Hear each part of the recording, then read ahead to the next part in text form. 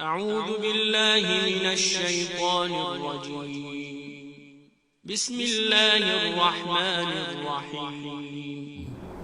تو اسی لیے تو بار بار منکم منکم کہا گیا ہے. اسی لیے اگر آپ دیکھیں هو الذی بعث فی الامیین رسولا منہم، اللہ وہ ہے کہ جس نے امیین میں رسول بھیجا انہی میں سے، جو ان کے درمیان آیتوں کی تلاوت کرتا ہے، ان کے نفسوں کو پاک کرتا ہے، انہیں کتاب کی تعلیم دیتا ہے، حکمت کی تعلیم دیتا ہے. اطیعوا اللہ واطیعوا الرسول واولی الامر منکم، اطاعت کرو اللہ کی، اطاعت کرو رسول کی، اولی الامر جو تم میں سے ہیں. منکم یہاں پر وہی والی بات، وہ منہم تھا، یہ منکم ہے.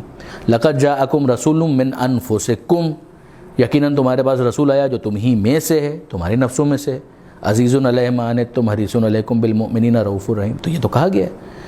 ہاں یہ بالکل اپنی جگہ پر سوچنے اور سمجھنے والی بات ہے کہ وہ نوری بشر تھے، بے شک وہ معاملہ ان کا جو ہے پروردگار عالم نے ان کو جب منتخب کیا ہے، چنا ہے، تو چننا اور منتخب کرنا یہ ان کے اس امتیاز کو سمجھاتا ہے کہ وہ رول ماڈل کو ہم سے تو بہت بہتر ہونا چاہیے نا صاحب، تبھی تو وہ رول ماڈل ہوں گے.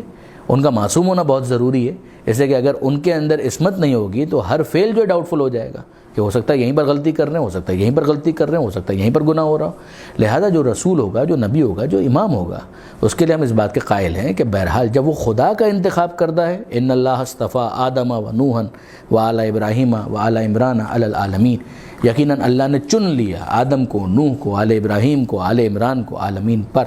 یہ جملے بتا رہے ہیں کہ خدا نے چن لیا، تو یہ بالاتر تو ہیں، مگر کیا یہ انسانیت سے خارج ہیں؟ نہیں، عام انسان نہیں ہے، مگر بہرحال انسان ہے.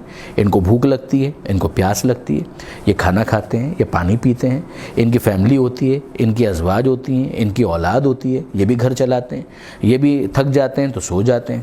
یہ اس کے بعد پھر جب سب کچھ کر کے دکھاتے ہیں نا کہ بھوک لگے اور روزہ رکھ کے دکھائے تو وہ رول ماڈل بنتا ہے. اسی لیے تو خدا نے کہا کہ ہم نے فرشتوں کو نہیں بھیجا، کہ فرشتے جو ہیں وہ رول ماڈل نہیں بن پائیں گے.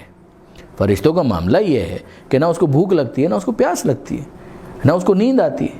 اب اگر جس کو نیند نہیں آتی ہے تو وہ تو ساری رات مصلی پر کھڑا رہے، لیکن اگر وہ کہے کہ بھائی فجر کی نماز پڑھو تو آپ کے اور میرے لیے رول ماڈل کیسے بنے گا؟ جو ہمارا جوان ہے وہ تو پکڑ لے گا، وہ کہے گا کہ آپ کو تو نیند نہیں آتی، ہم کو تو نیند آتی ہے، ہم تھکتے ہیں، ہم کو تو پتہ ہے کہ سونے میں کیا لذت ہے. وہ کہے کہ روزہ رکھو اور اس کو بھوک نہ لگے، تو آپ مجھے بتائیے وہ رول ماڈل کیسے بنے گا؟ ہاں جو اس کا امتیاز ہے وہ خدا کے ساتھ اس کا تعلق ہے کہ وہ اگر نبی اور رسول ہونے کی کیپیسٹی میں ہے تو پروردگار عالم سے وحی کو باقاعدہ حاصل کر رہا ہے، اور اگر وہ امام ہے تو حامل علم لدنی ہے، وہ پروردگار عالم کی طرف سے منتخب ہے، پروردگار عالم کی طرف سے عصمت کی سند لے کر آیا. یہ اس کا امتیاز ہے، مگر اس سے اس کا رول ماڈل ہونا قطعاً ڈسٹرب نہیں ہوتا. سبسکرائب کیجئے ذکر ٹی وی اور اس علم کے سفر میں ہمارے قدم کے ساتھ قدم ملائیے.